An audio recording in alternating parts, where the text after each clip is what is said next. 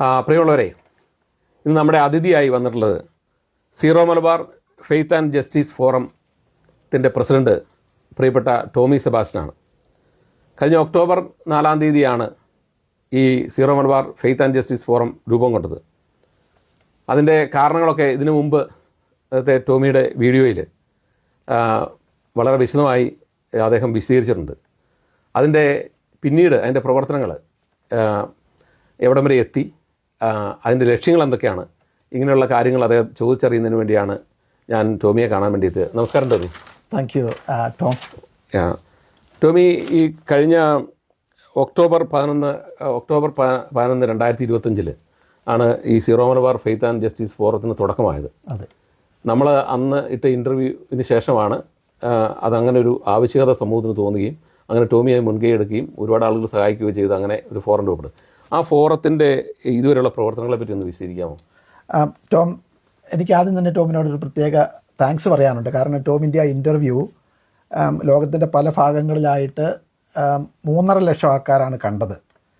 അതിൻ്റെ ഫലമായിട്ട് പല ആൾക്കാർ നമ്മളെ വിളിച്ചു, വൈദികർ, ഇവൻ മെത്രാന്മാർ പോലും നമ്മളെ വിളിച്ചിട്ട് നമ്മൾ ചെയ്യുന്ന ഇത് ഒരു നവീകരണമാണ്, UK സീറോ മലബാർ രൂപതയുടെ ഒരു നവീകരണമാണ്, ഒരു പ്രവാചക ദൗത്യമാണ് എന്നുള്ള രീതിക്കൊക്കെയുള്ള ഫീഡ്ബാക്ക് കിട്ടിയപ്പോൾ നമുക്ക് ഒത്തിരി സന്തോഷം തോന്നി. അതിൻ്റെ ഫലമായിട്ട് നമ്മൾ ഒക്ടോബർ 11 തീയതി പെട്ടെന്ന് ഒരു ഓൺലൈൻ മീറ്റിംഗ് വെക്കുകയും ആ മീറ്റിങ്ങിൽ വെച്ചാണ് നമ്മൾ 9 അംഗ കമ്മിറ്റി തിരഞ്ഞെടുത്തു, UK Syro Malabar faith and justice forum.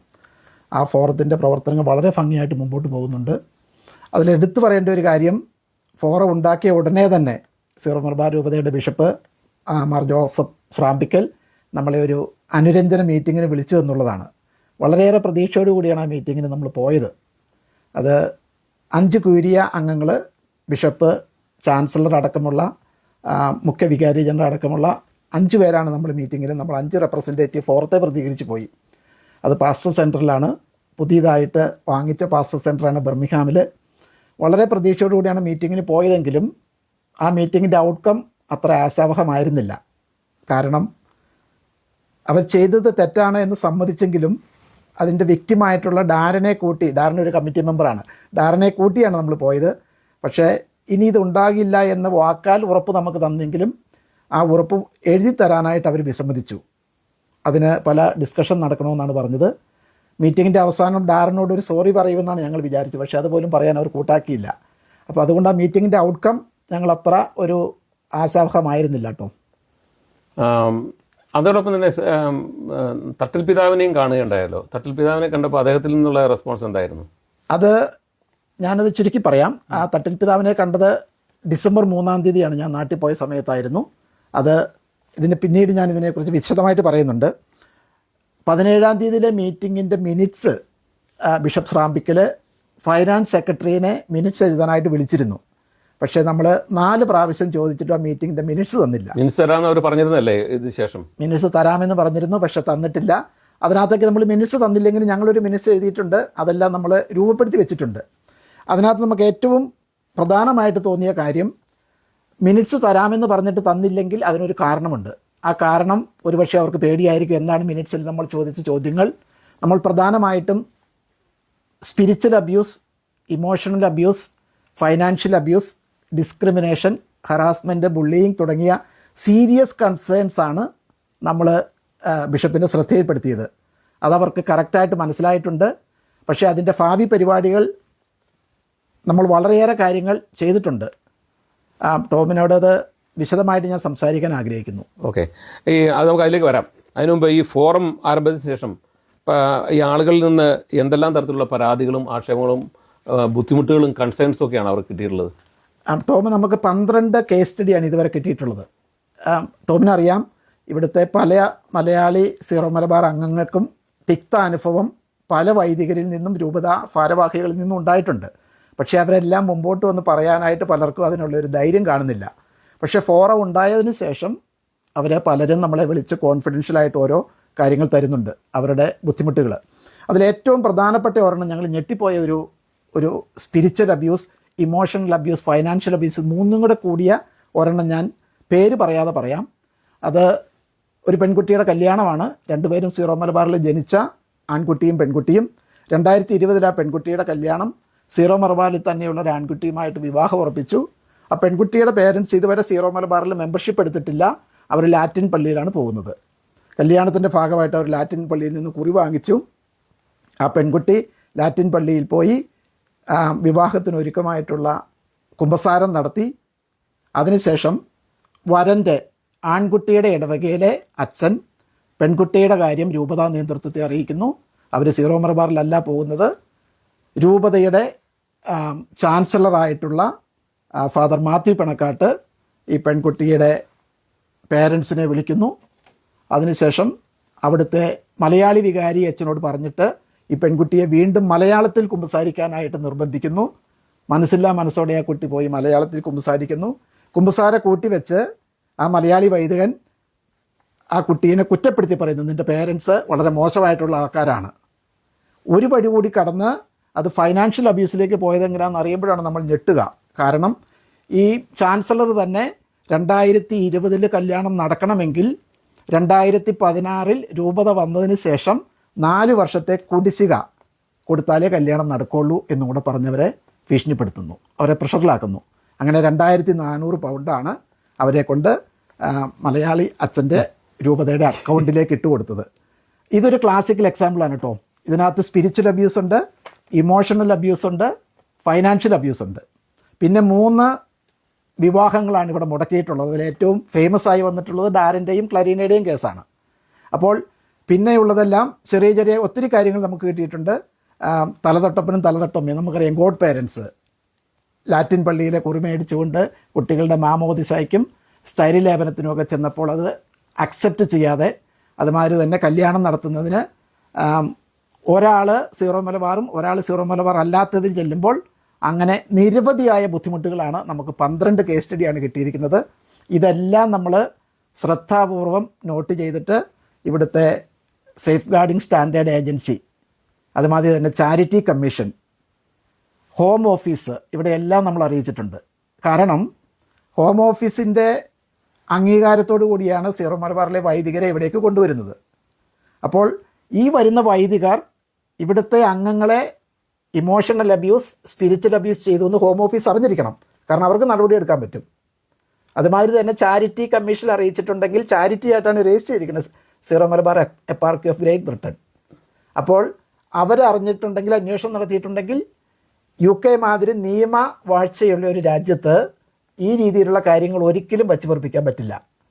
ഇത് ശരിക്കും പറഞ്ഞാൽ നമ്മുടെ നാട്ടിൽ ഹൈക്കോടതി നിരോധിച്ചിട്ടുള്ള നോക്കുകൂലിക്ക് സമാനമാണല്ലോ ടോമി. ഇപ്പോൾ ഈ സംഭവം കേട്ട് കഴിഞ്ഞപ്പോൾ ടോമി ഇത് പറഞ്ഞപ്പോൾ, കാരണം ഒരു 2016 ആരംഭിച്ച സഭയ്ക്ക് ആ സഭയുടെ 2020 വന്ന പെൺകുട്ടിയോട് അതിൻ്റെ പുറകിലോട്ടുള്ള പണം മേടിച്ചെന്ന് പറയുമ്പോൾ ഇത് നോക്കൂലി മേടിക്കുന്ന നാട്ടിലെ ആളുകളെക്കാൾ എത്രയോ മോശമാണ് ഈ സഭ എന്ന് തോന്നിപ്പോവുകയാണ്. ഒരു അടിയുറച്ച വിശ്വാസി എന്ന നിലയ്ക്ക് ടോമെ, എനിക്കതിനെക്കുറിച്ച് വ്യക്തമായ ഒരു കാഴ്ചപ്പാടുണ്ട്. കാരണം ബിഷപ്പിനോടുള്ള മീറ്റിങ്ങിൽ നമ്മൾ സംസാരിച്ചിരുന്നു ഈ കേസ് സ്റ്റഡി. അപ്പോൾ ചാൻസലർ മാത്യു പണക്കാട്ട് പറഞ്ഞത് അദ്ദേഹത്തിന് ഓർമ്മയില്ല, ഈ പെൺകുട്ടിയുടെ പേരൻസിനെ വിളിച്ച് സംസാരിച്ചു. പക്ഷേ അദ്ദേഹത്തിന് ഓർമ്മയുണ്ട്, ഇനി ഇത് നടക്കാൻ പാടില്ല. പക്ഷേ ആ മീറ്റിങ്ങിൽ വെച്ച് ഉറപ്പ് തന്നു, കല്യാണം നടക്കണമെങ്കിൽ കുടിശ്ശിക എന്നുള്ള ഒരെണ്ണം അങ്ങനെ ഒരു പതിവില്ലെന്നാണ് അവർ പറയുന്നത്. പക്ഷേ ഈ കേസിൽ അതുണ്ടായിട്ടുണ്ട്. അതുമാതിരി തന്നെ ഡാറിൻ്റെ കേസ് എടുക്കുകയാണെങ്കിൽ അവിടെയും കല്യാണം മുടക്കിയതിന് ശേഷം അവരൊരു ലെറ്റർ അയച്ചിരുന്നു. പിതാവ് ബിഷപ്പ് ജോസഫ് സ്രാമ്പിക്ക് ലെറ്റർ അയച്ചിരുന്നു, നിങ്ങൾക്ക് കല്യാണം നടത്തിത്തരാൻ ഞങ്ങൾ സഹായിക്കാം. പക്ഷേ ആ ലെറ്റർ എഴുതിനകത്ത് സഹായിക്കാമെന്ന് പറഞ്ഞിരുന്നെങ്കിൽ, സഹായം അങ്ങ് കൊടുത്തിരുന്നെങ്കിൽ ഇന്ന് ഈ ഫോറത്തിൻ്റെ ആവശ്യമുണ്ടായിരുന്നില്ല, ഇത്രയും പ്രശ്നങ്ങളിലേക്ക് വരുന്നുണ്ടായിരുന്നില്ല. ഈ ചൂഷണം സാധാരണ വ്യക്തികൾ മാത്രമല്ല, അച്ഛന്മാരും, അതായത് ഇവിടെ നിന്ന് പ്രീസ്റ്റുകൾക്ക് പലർക്കും ഈ സഭയുടെ നേതൃത്വത്തിൽ നിന്ന് ഇത്തരം ചൂഷണത്തിന് വിധേയമായിട്ടുള്ള വാർത്ത കേൾക്കുന്നത്. അതിനെപ്പറ്റി വല്ലതും അറിയാമോ? ടോം, അത് വളരെ ഇമ്പോർട്ടൻ്റ് ആയിട്ടുള്ള സെൻസിറ്റീവായിട്ടുള്ള ചോദ്യമാണ്. കാരണം ഫോറം ഉണ്ടായതിനു ശേഷം നിരവധി വൈദികരാണ് ഇപ്പോൾ രൂപതയിൽ സേവനം ചെയ്തുകൊണ്ടിരിക്കുന്നവരും രൂപതയിൽ നിന്ന് പോയവരും ഒക്കെ എന്നെ വിളിക്കുന്നുണ്ട്. അപ്പോൾ അവർ ചില കാര്യങ്ങൾ കോൺഫിഡൻഷ്യലായിട്ടുള്ള കാര്യങ്ങൾ എനിക്ക് പറയാൻ പറ്റില്ല. പക്ഷേ രൂപത വന്നതിന് ശേഷം വിശ്വാസികൾക്ക് മാത്രമല്ല വിക്റ്റിമായിട്ട് ഇവിടെ ഉള്ളത്, ഇരകളായിട്ടുള്ളത് വൈദികരും ഉണ്ടെന്നുള്ളത് കേൾക്കുമ്പോൾ നമ്മൾ ഒരുപക്ഷെ ഞെട്ടിപ്പോകും. ആദ്യത്തെ വികാരി ജനറൽമാർ 2 പേരുണ്ട്. കോമ്പൻസേഷൻ കൊടുത്തൊക്കെ ഇങ്ങനെ കേൾക്കണ്ട ആള് പറഞ്ഞു, അത് വേറെ ഒരെണ്ണമാണ്. ആദ്യത്തെ 2 പ്രധാനപ്പെട്ട വിക്ടിംസ് എന്നുള്ളത് ഫാദർ മാത്യു ചൂരപ്പൊയ്ക, ഫാദർ തോമസ് പാറേടിയൻ. ഇവരിത് കേൾക്കുന്നുണ്ടോ എന്ന് എനിക്കറിയില്ല. ഇവരുടെ പേര് പറയുന്നതിൽ ഞാൻ ക്ഷമ ചോദിക്കുകയാണ്. കാരണം അവർ ശരിക്കും വിക്റ്റിമാണ്. അവർ വികാരി ജനറലായിരുന്ന അവരെ സ്ഥാനത്ത് നിന്ന് മാറ്റാൻ വേണ്ടിയിട്ട് ഹറാസ്മെൻറ്റും ബുള്ളിയും ഉണ്ടായി എന്നാണ് ഞാൻ കേട്ടത്. അത് സത്യമായിരിക്കാം. ബിഷപ്പ് ശ്രാമ്പിക്കലാണ് അതിന് മറുപടി പറയേണ്ടത്. ഏറ്റവും അവസാനമായിട്ടുണ്ടായത് ഫാദർ ടോമി എഡാട്ടിൻ്റെ കേസാണ്. ഫാദർ ടോമി എഡാട്ട് ഇവിടെ ഒരു സ്റ്റുഡൻറ്റ് വിസയിൽ വന്നതാണ്. നമ്മുടെ കെൻറ്റിലുള്ള ഒരു മിഷൻ്റെ ഡയറക്ടറായിരുന്നു, രൂപതയുടെ PRO ആയിരുന്നു. അദ്ദേഹം ഒരു സ്ഥാനമാറ്റത്തിന് വേണ്ടിയിട്ട് അദ്ദേഹത്തെ വേറൊരു പള്ളിയിലേക്ക് പോകാൻ പറഞ്ഞു. 3 മാസം സമയം ചോദിച്ചു എന്നാണ് നമ്മൾ അറിഞ്ഞത്. ആ 3 മാസം സമയം കൊടുക്കാൻ ബിഷപ്പ് ശ്രാമ്പിക്കൽ തയ്യാറായില്ല. അതിൻ്റെ പ്രതികാരം എന്ന നിലയ്ക്ക് അദ്ദേഹം താമസിച്ചിരുന്ന ലാറ്റിൻ പള്ളിയിലെ അതുമാതിരി തന്നെ രൂപതയിലേക്ക് ലെറ്റർ എഴുതി ഫാദർ ടോമി എഡാട്ട് ഇല്ലീഗലായിട്ടാണ് UK റിമൈൻ ചെയ്യുന്നത് എന്നും പറഞ്ഞ് അദ്ദേഹത്തെ ആ പള്ളിയിൽ നിന്ന് അന്ന് രാത്രി തന്നെ ഇറക്കി വിട്ടു എന്നാണ് നമ്മൾ അറിയുക. അദ്ദേഹത്തിൻ്റെ ബാഗെല്ലാം എടുക്കാൻ പോലും സമയം കിട്ടാതെ. ഫാദർ ടോമി എഡാട്ട് ഇത് കേൾക്കുന്നുണ്ടാകും ഇൻ്റർവ്യൂ. അദ്ദേഹം ഇതുവരെ അതിനെക്കുറിച്ചൊന്നും പ്രതികരിച്ചിട്ടില്ല. ആ ഫാദർ ടോമി എഡാറ്റിൻ്റെ കേസിലാണ് ആ ഇടവകയിലുള്ള ആൾക്കാരെല്ലാവരും ഈ അനീതിക്കെതിരെ വളരെ സ്ട്രോങ് ആയിട്ട് ബിഷപ്പ് ശ്രാമ്പിക്കലിൻ്റെ അടുത്ത് പറയുകയും ഇത് കോടതിയിൽ പോയി കേസ് ഫയൽ ചെയ്യുമെന്ന് പറഞ്ഞപ്പോൾ ഞാൻ മനസ്സിലാക്കുന്നത് കോടതിയിൽ പോകാതിരിക്കാൻ വേണ്ടി ഔട്ട് ഓഫ് കോർട്ട് സെറ്റിൽമെൻറ്റിൽ 10,000 പൗണ്ട് കൊടുത്ത് കേസ് തീർത്തു എന്നാണ്. ഇങ്ങനെ ഒരു കേസ് ഒരു വൈദികനുണ്ടായാൽ ഇവിടുത്തെ സാധാരണ വിശ്വാസികളുടെ അവസ്ഥ എന്തായിരിക്കും നമുക്ക് ഊഹിക്കാൻ പറ്റും. അപ്പോൾ ഇനി ആദ്യത്തെ ചോദ്യം ഒന്നുകൂടെ ചോദിക്കുകയാണ്. ഈ ശ്രാമ്പിക്കലിനുമായിട്ട് നിങ്ങളുടെ മീറ്റിംഗ് ഉണ്ടായിരുന്നു. അതിനുശേഷം പിന്നീട് റാഫേൽ തട്ടിൽ മറ്റേ സീറോ മലബാർ സഭയുടെ ഹെഡ് അദ്ദേഹത്തെയും ടോമി സന്ദർശിച്ചെന്ന് ഞാൻ മനസ്സിലാക്കിയിട്ടുണ്ട്. അപ്പം അവർ ഒക്കെ ഈ വിഷയത്തിൽ, അതായത് ഇതുപോലെ സ്പിരിച്വൽ അബ്യൂസ് നടക്കുന്ന, ഇതുപോലെ സാമ്പത്തികമായ ചൂഷണം നടക്കുന്ന കറപ്റ്റായിട്ടുള്ള ഒരു സംവിധാനത്തിനെ പറ്റി അദ്ദേഹത്തെ ധരിപ്പിച്ചപ്പം എന്താണ് അദ്ദേഹത്തിൽ നിന്നുള്ള ആ റെസ്പോൺസും കൂടെ ഒന്ന് പറയാമോ? ടോമെ, ഞാൻ അതിൻ്റെ ഉത്തരം പറയുമ്പോൾ നമ്മൾ റീസെൻ്റായിട്ടൊരു ക്ലാസ് നമ്മൾ നടത്തിയിരുന്നു, സിനഡാലിറ്റിയെക്കുറിച്ചുള്ളൊരു ക്ലാസ്. ഫാദർ ജേക്കബ് നാലുപറയിൽ MCBS അച്ഛനാണ് ആ ക്ലാസ് നടത്തിയത്. ഓൺലൈൻ ക്ലാസ് ആയിരുന്നു.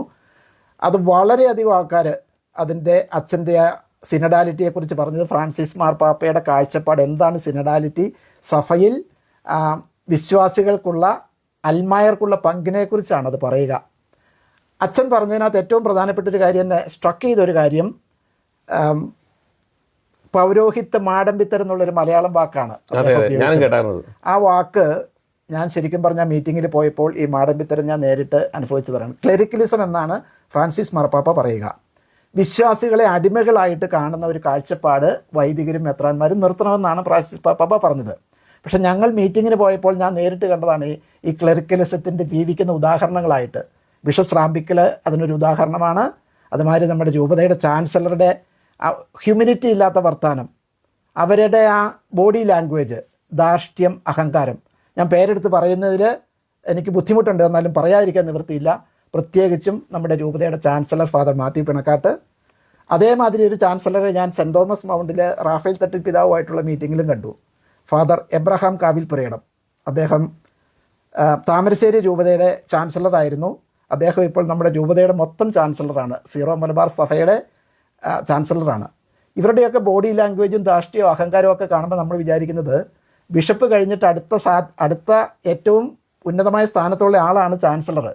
ഇവരുടെയൊക്കെ ആൾക്കാരുടെ മീറ്റിങ്ങിലൊക്കെ പങ്കെടുക്കുമ്പോൾ രീതി ഇങ്ങനെയാണ് എങ്കിൽ എങ്ങനെയാണ് നമ്മുടെ സഭ മുമ്പോട്ട് പോവുക എന്നതിനെക്കുറിച്ച് എനിക്ക് അധിക ആശങ്കയുണ്ട്.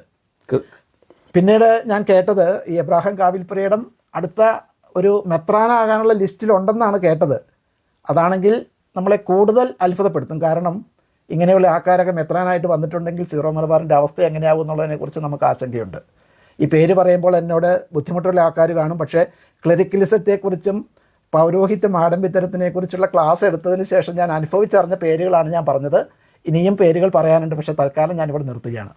അപ്പോൾ യഥാർത്ഥത്തിൽ ഈ ജന്മിത്വം നമ്മുടെ സാമൂഹിക തലത്തിൽ നിന്ന് പോയെങ്കിലും അതേ ആ CTC സഭയിൽ ഇപ്പോഴും നിൽക്കുന്നു എന്നാണ് ടോമി പറഞ്ഞതിൻ്റെ അർത്ഥം എന്ന് പറഞ്ഞത്. ജന്മിത്വത്തിൽ നിന്ന് നമ്മൾ ക്യാപിറ്റലിസ്റ്റിലേക്കും അതുപോലെ തന്നെ അതിനുശേഷം സോഷ്യലിസ്റ്റിലേക്കൊക്കെ സമൂഹം സംക്രമണം നടത്തിയെങ്കിലും സഭ എന്ന് പറയുന്നത് ഇപ്പോഴും ആ ഫ്യൂഡലിസ്റ്റിൻ്റെ അതേ മൈൻഡിലാണ് നിൽക്കുന്നതെന്നാണ് ടോമി പറഞ്ഞതിൻ്റെ ഉദ്ദേശം എന്ന് ഞാൻ മനസ്സിലാക്കുന്നു. ടോമി, ഞാനൊരു ഉദാഹരണം കൊണ്ട് പറയാം. മീറ്റിങ്ങിൽ പോയപ്പോൾ ബിഷപ്പ് ശ്രാമ്പിക്കൽ കൂടെ പറഞ്ഞ ഒരു വാക്കാണ് പ്രോപ്പർ പാസ്റ്റർ. 2016 വരെ നമ്മുടെ പ്രോപ്പർ പാസ്റ്റർ, നമ്മൾ ഏത് ലാറ്റിൻ പള്ളിയിലാണോ നമ്മുടെ കൂതാശകളും നമ്മൾ നടത്തുന്ന അവരായിരുന്നു നമ്മുടെ പ്രോപ്പർ പാസ്റ്റർ. ഇപ്പോൾ ഇവർ പറയുന്നു 2016 മുതൽ രൂപത വന്നപ്പോൾ മുതൽ പ്രോപ്പർ പാസ്റ്റർ എന്ന് പറയുന്നത് സീറോ മലബാറിൻ്റെ ലോക്കൽ വികാരിയാണ്, അല്ലെങ്കിൽ മെത്രാനാണ്. അതിനെയാണ് നമ്മൾ എതിർക്കുന്നത്. കാരണം 20-25 വർഷമായിട്ട് നമ്മൾ ഇവിടെ വന്ന് ലാറ്റിൻ പള്ളിയിൽ, റോമൻ കാത്തലിക് മാർപ്പാപ്പയുടെ പള്ളിയിൽ വന്ന് കൂദാശകൾ നടത്തിയിരിക്കുന്നു. മാമോദീസ, സ്ഥൈര്യലേപനം, ആദ്യ കുർബാന. നമ്മുടെ എല്ലാ റെക്കോർഡുകളും ഒരു 5000-6000 ഫാമിലിയുടെ ഇവിടുത്തെ ലാറ്റിൻ പള്ളിയിലാണ്. നമ്മുടെ ആർഗ്യുമെൻ്റ് അതിന് ബേസ് ഉണ്ട്. നമ്മുടെ പ്രോപ്പർ പാസ്റ്റർ എന്നുള്ളത് നമ്മൾ എവിടെയാണോ പോകുന്നത് ആ ലാറ്റിൻ പള്ളിയിലെ പാരിഷ് പ്രീസ്റ്റാണ്. അതിന് ഡെലഗേഷൻ കൊടുക്കേണ്ടി വന്നാൽ ഈ ലാറ്റിൻ പള്ളിയിലെ വികാരി അച്ഛൻ നമ്മുടെ രൂപതയോട് ചോദിച്ചാൽ അവരത് കൊടുക്കണം. അവർക്ക് എന്തെങ്കിലും കൺഫ്യൂഷൻ വന്നാലല്ലേ ഉള്ളൂ പ്രശ്നം. അല്ല, അത് കൊടുക്കണമെന്നാണ് ഇവർ പറയുന്നത്, പ്രോപ്പർ പാസ്റ്റർ. പക്ഷെ ഡാരൻ്റെ കേസിൽ എന്താണ്, അവരത് കൊടുത്തില്ല.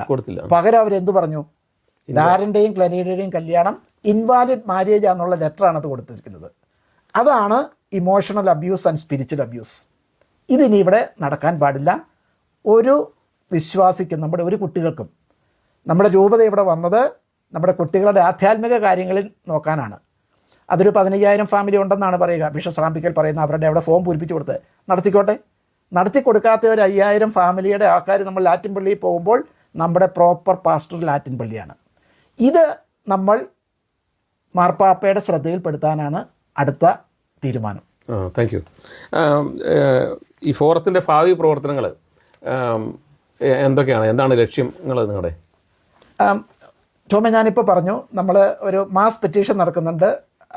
ഏകദേശം 1000-ൽ കൂടുതൽ ആൾക്കാർ ഒപ്പിട്ട് കഴിഞ്ഞു. നമ്മളൊരു പെറ്റീഷൻ നമ്മൾ തയ്യാറാക്കുന്നുണ്ട്.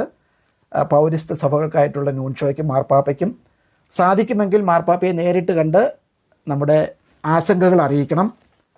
ലാറ്റിൻ പള്ളിയിൽ കൂദാശകൾ നടത്തുവാനുള്ള അവകാശവും അതിനുള്ള സ്വാതന്ത്ര്യവും, ഫ്രീഡം ഓഫ് ചോയ്സ് ഉള്ള ഒരു രാജ്യമാണിത്. അത് നമ്മൾ നടത്താനായിട്ട് പോകുന്നുണ്ട്. അതുമാതിരി തന്നെ നമ്മൾ സ്പിരിച്വൽ അബ്യൂസിനെ കുറിച്ച് ക്ലാസ് നടത്തി. ഇനി ജനുവരി 25 ഇൻട്രൊഡക്ഷൻ ടു കാനോൺ ലോ എന്ന് പറയുന്ന ഒരു വലിയ മനോഹരമായിട്ടുള്ളൊരു ക്ലാസ് വരുന്നുണ്ട്. കാരണം ഈ സീറോ മലബാർ ബിഷപ്പും ക്യൂരിയ അംഗങ്ങളും നമ്മളെ ഇരകളാക്കുന്നത് കാനോൺ നിയമം കോട്ട് ചെയ്താണ്. അവർക്ക് ആവശ്യമുള്ള കാനോൺ നിയമങ്ങൾ കോട്ട് ചെയ്യും, പ്രോപ്പർ പാസ്റ്റർ തുടങ്ങിയത്. അപ്പോൾ എന്താണ് കാനോൺ നിയമം എന്നുള്ളത് വിശ്വാസികൾ അറിഞ്ഞിരിക്കണം. അതിന് കാനോൺ നിയമത്തിൽ ഡോക്ടറേറ്റ് എടുത്തിട്ടുള്ള ഫാദർ ബിജു പെരുമായൻ, അദ്ദേഹം വളരെ നല്ല ഒരു ക്ലാസ് എടുക്കാനായിട്ട് വളരെ കഴിവുള്ള ഒരു വൈദികനാണ്. അദ്ദേഹം എറണാകുളം അങ്കമാലി അതിരൂപതയിലെ സെൻറ്റ് ജെയിംസ് പൂണിത്തുറ ചർച്ചിലെ വികാരി കൂടിയാണ്. അദ്ദേഹം വളരെ സന്മനസ്സോടു കൂടി സമ്മതിച്ചിട്ടുണ്ട്. അത് നമുക്ക് ഈ ജനുവരി മാസം 25 UK സമയം 2 മണിക്ക് ഇൻട്രൊഡക്ഷൻ ടു സിനഡാലിറ്റി എന്ന് പറയുന്ന ആ ക്ലാസ് നമ്മൾ നടത്തുന്നുണ്ട്. പിന്നെ മറ്റൊന്ന്, സീറോ മലബാർ രൂപത എവിടെയൊക്കെ സ്ഥാപിതമായിട്ടുണ്ടോ അവിടെയെല്ലാം ഈ പ്രശ്നങ്ങളുണ്ട്. അപ്പോൾ നമ്മളൊരു ഗ്ലോബൽ നെറ്റ്വർക്കിനെ കുറിച്ചും കൂടെ ആലോചിക്കുന്നുണ്ട്. അതായത് അമേരിക്ക, ഓസ്ട്രേലിയ, കാനഡ, അയർലൻഡ്. ഇപ്പോൾ നമ്മൾ റീസെൻ്റായിട്ട് കേട്ടു മിഡിൽ ഈസ്റ്റിലേക്ക് GCC കൺട്രികളിലേക്ക് ഒരു ഡെലഗേറ്റിനെ വിട്ടിട്ടുണ്ട്. അവിടെ സമാധാനത്തോടുകൂടി കഴിഞ്ഞിരുന്ന ആൾക്കാരുടെ ഇടയ്ക്ക് വിഘടനവാദം ഇപ്പോഴേ തന്നെ തലപൊക്കുന്നു എന്നാണ് കേട്ടത്. സമാധാനത്തോടുകൂടി കഴിഞ്ഞുകൊണ്ടിരുന്ന ആൾക്കാരാണ്. സീറോ മലബാർ എവിടെയെല്ലാം വന്നോ അവിടെയെല്ലാം പ്രശ്നങ്ങൾ ഉണ്ടാക്കുന്ന രീതിയിലേക്ക് കാര്യങ്ങൾ പോകുന്നു. അപ്പോൾ നമ്മളൊരു ഗ്ലോബൽ നെറ്റ്വർക്കിംഗ്, ഒരു കോർഡിനേഷൻ ടീം ഉണ്ടാക്കുന്നതിനെക്കുറിച്ച് ആലോചിക്കുന്നുണ്ട്. പിന്നെ ലീഗൽ ആക്ഷനാണ് നമ്മൾ അവസാനം. അത് ഡാരനും ക്ലരീനയാണ് കോടതിയിൽ പോകേണ്ടത്. അവരാണ് victim. UK Syro Malabar faith and justice for അവർക്ക് എല്ലാവിധ പിന്തുണയും നൽകും. നമ്മൾ ലീഗൽ അഡ്വൈസ് എടുത്തു കഴിഞ്ഞു. ഈ കേസ് കോടതിയിൽ പോയിട്ടുണ്ടെങ്കിൽ വിക്റ്റിംസിനൊക്കെ, ഇരകൾക്കെല്ലാം ന്യായമായിട്ടുള്ള കോമ്പൻസേഷൻ നമ്മൾ വാങ്ങിച്ചു കൊടുക്കാനായിട്ടാണ് നോക്കുക.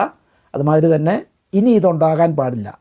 ലോ ഓഫ് ദ ലാൻഡാണ് UK ഏറ്റവും പ്രധാനമെന്നാണ് നമ്മൾ ലീഗൽ അഡ്വൈസ് കിട്ടിയത്, കാനോൻ ലോയേക്കായാലും. അപ്പോൾ കോടതി ഒരു വിധി വരികയാണ് എങ്കിൽ ഇവർ ചെയ്ത എല്ലാ കാര്യങ്ങളും ഇവർക്ക് തിരിച്ചടിയാകും. ഇനി ഇതുണ്ടാകാൻ പാടില്ല. വിക്ടിംസിനെല്ലാം നഷ്ടപരിഹാരം കൊടുക്കണം. ഫാദർ ടോമി ഡാറ്റിന് 10,000 രൂപ കൊടുത്തു.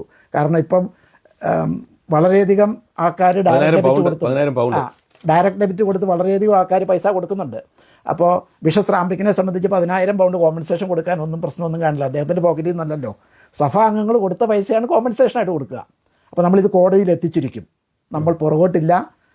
എനിക്ക് ഏറ്റവും കൂടുതൽ സന്തോഷം ഇതിന് ആൾക്കാരുടെ നിന്ന് കിട്ടുന്ന പിന്തുണയാണ് കേട്ടോ. കാരണം ആൾക്കാർക്ക് മനസ്സിലായിട്ടുണ്ട് ഇവിടെ ഒരു പ്രശ്നമുണ്ട്, ഈ പ്രശ്നം നമ്മൾ അവസാനിപ്പിക്കണം, രമ്യമായി പരിഹരിക്കണം. പക്ഷേ മീറ്റിങ്ങിൽ പോയപ്പോൾ ആ രമ്യമായിട്ട് പരിഹരിക്കാനുള്ള ഒരു കാഴ്ചപ്പാട് അവർക്കുണ്ടെന്ന് നമുക്ക് തോന്നുന്നില്ല. നമ്മൾ പുറകോട്ടില്ല, മുമ്പോട്ട് തന്നെ. ഇതിൻ്റെ അക്കൗണ്ടിൽ എന്തോ ഒരു മാറ്റം ഈ വർഷം വന്നിട്ടുണ്ടെന്ന് ടോമി സംസാരിച്ച് പറഞ്ഞായിരുന്നല്ലോ. അല്ല, അക്കൗണ്ടിനെ സംബന്ധിച്ച് ഞാൻ പറയുന്നില്ല. കാരണം അവരത് ഓഡിറ്റ് ചെയ്തതാണ്. അതിനകത്തേക്ക് ഞാൻ അതിനകത്തൊരു എക്സ്പേർട്ടല്ല. പക്ഷേ 4.1 മില്യനാണ് വരുമാനം എന്നാണ് നമുക്ക് ഇവരുടെ ചാരിറ്റി കമ്മീഷൻ്റെ വെബ്സൈറ്റിലുണ്ട്. 4.1 മില്യനാണ് ഇൻകം സീറോ മലബാർ എപ്പാർക്കിയുടെ 2024 മാർച്ച് മാസം 31-ാം തീയതി. നമുക്കെല്ലാവർക്കും അത് നോക്കാം. ചാരിറ്റി കമ്മീഷനിൽ പോയിട്ട് നിങ്ങൾ എന്നെ കേട്ടിരിക്കുന്ന എല്ലാവരും നോക്കണം. 4.1 മില്യൺ ഇൻകം, 3.38 മില്യൺ എക്സ്പെൻസ്. ആ എക്സ്പെൻസ് മുഴുവൻ ചാരിറ്റി ആണെന്നാണ് കാണിച്ചിരിക്കുന്നത്.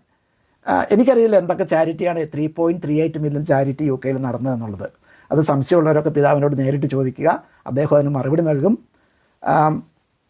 എന്താണേലും UK Syro Malabar faith and justice ഫോറത്തിന് ഇവിടുത്തെ വിശ്വാസികൾ UK നിന്നും UK അകത്തും പുറത്തു നിന്നും നൽകുന്ന എല്ലാവിധ സഹായ സഹകരണങ്ങൾക്കും സപ്പോർട്ടിനും പ്രാർത്ഥനകൾക്കും കമ്മിറ്റിയുടെ പേരിൽ ഞാൻ പ്രത്യേകം നന്ദി പറയുന്നു. തുടർന്ന് നിങ്ങളുടെ സപ്പോർട്ട് ഉണ്ടാകണം. ഒന്നുകൂടി പറഞ്ഞ് ഞാൻ അവസാനിപ്പിക്കുകയാണ് കേട്ടോ. ഇത് നമ്മൾ സഭയ്ക്ക് എതിരല്ല. ആദ്യമൊക്കെ പറഞ്ഞു ടോം എന്നെ ഇൻ്റർവ്യൂ ചെയ്യുന്ന കാരണം ഇത് സഭാ വിരോധികളുടെ ഒരു കൂട്ടായ്മയാണ്. ടോമിനെ ഞാൻ കാണുന്ന ഒരു ജേർണലിസ്റ്റ് ആയിട്ടാണ്. ടോമിൻ്റെ കാഴ്ചപ്പാട് ഫോറത്തിൻ്റെ കാഴ്ചപ്പാടുമായിട്ട് വ്യത്യാസം കാണും. തീർച്ചയായിട്ടും എനിക്ക് 100% ഉറപ്പുണ്ട് ഇത് വിശ്വാസികളുടെ സഭയെ സ്നേഹിക്കുന്നവരുടെ ഒരു കൂട്ടായ്മയാണ്. അത് കാരണമാണ് അച്ഛന്മാർ വിളിച്ച് പറഞ്ഞത് നിങ്ങൾ ചെയ്യുന്ന പ്രവാചക ദൗത്യമാണ്, നവീകരണമാണ്. നമുക്ക് ഈ നവീകരണം തുടരാം. Thank you very much. Thank you Tommy. Okay. ഈ ഷേക്സ്പിയറുടെ ഒരു പ്രസിദ്ധമായ ഒരു ഇതൊക്കെ അദ്ദേഹത്തിൻ്റെ ടെമ്പസ് എന്ന് പറഞ്ഞ നോവലിൽ പ്രസിദ്ധമായ ഒരു കമൻ്റുണ്ട്. അത് കാലിബാൻ എന്ന് പറയുന്ന കഥാപാത്രമാണ്. അദ്ദേഹം ഒരു ബാർബേറിയനാണ്, അൺസിവിലൈസ്ഡ് ആണ്. അദ്ദേഹം പറയുന്നുണ്ട് ഈ ഇംഗ്ലീഷുകാരനായിട്ടുള്ള സിവിലൈസ്ഡ് ആയിട്ടുള്ള ആളോട്, you taught me the language, my profit is I have to learn curse you എന്നുള്ളതാണെന്ന് പറയുന്നുണ്ട്. അതായത് എങ്ങനെയാണ് നിന്നെ കേഴ്സ് ചെയ്യാൻ പറ്റുന്നതെന്ന് നീ എന്നെ ലാംഗ്വേജ് പഠിപ്പിച്ചുകൊണ്ട് എനിക്ക് അറിയാൻ കഴിഞ്ഞു. അതുകൊണ്ട് എനിക്ക് നിന്നെ കേഴ്സ് ചെയ്യാൻ പറ്റും, നിന്നെ ശപിക്കാൻ പറ്റും എന്ന് പറയുന്നുണ്ട്. എന്ന് പറഞ്ഞാൽ ഇംഗ്ലണ്ടിൽ വന്ന് ഇവിടുത്തെ പള്ളികളിൽ പോവുകയും ഇവിടുത്തെ അച്ഛന്മാരും ഇവിടുത്തെ മെത്രാന്മാരെയൊക്കെ കാണുകയും അവരിൽ നിന്ന് പഠിക്കുകയും ചെയ്തുകൊണ്ടാണ് ഇന്ന് ഈ സീറോ മലബാർ എന്ന് പറയുന്ന എന്നത് ഇത്രമാത്രം സാമ്പത്തികവും അതുകൊണ്ട് സ്പിരിച്വലായിട്ടുള്ള അബ്യൂസിനും മുതിരുന്ന ഒരു പ്രസ്ഥാനമായിട്ട് ഞങ്ങൾക്ക് തിരിച്ചറിയാൻ കഴിഞ്ഞു. ഞങ്ങളൊക്കെ നാട്ടിലാണെങ്കിൽ ഒരു പക്ഷേ ഈ പറയുന്നതെല്ലാം ശരിയാണെന്ന് വിചാരിച്ച് നടക്കും. അതിൻ്റെ കാരണം നമുക്ക് വേറെ സോഴ്സില്ല. ഇവിടെ വന്നപ്പം ഇവിടുത്തെ അച്ഛന്മാരും മെത്രാന്മാരും ജീവിക്കുന്നതും അവരുടെ ജീവിതശൈലിയും പ്രവർത്തനശൈലിയും അവരുടെ വിനയവും കാരുണ്യവും ദയയും എല്ലാം നേരിൽ കാണാൻ കഴിഞ്ഞുകൊണ്ട് ഞങ്ങൾക്ക് നിങ്ങളെ ശപിക്കാൻ അല്ലെങ്കിൽ നിങ്ങളെ കേഴ്സ് ചെയ്യാൻ, നിങ്ങളെ വിമർശിക്കാൻ ഇപ്പോൾ കഴിയുന്നുണ്ട് എന്ന് മാത്രം പറഞ്ഞുകൊണ്ട് നിർന്നു. നന്ദി. ഒരിക്കൽ കൂടി ടോമിക്ക് നന്ദി പറയുന്നു. Thank you very much Tom.